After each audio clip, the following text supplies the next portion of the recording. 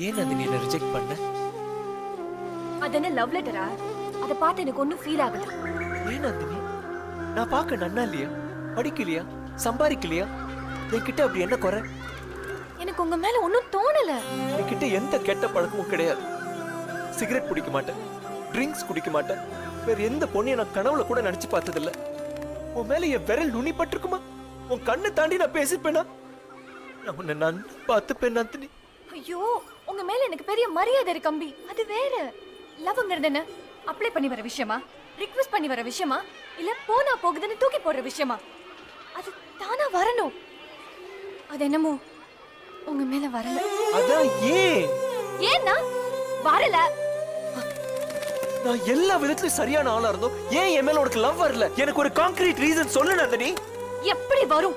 எதுக்கெடுத்தாலும் ரூல்ஸ் பேசிட்டு எல்லாத்துக்கும் பிரச்சனை பண்ணிட்டு நீ நீ ஒரு வாய்ப்பாடு மாதிரி.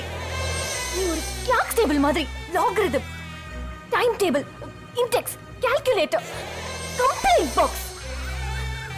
நீ ஒரு நசர்.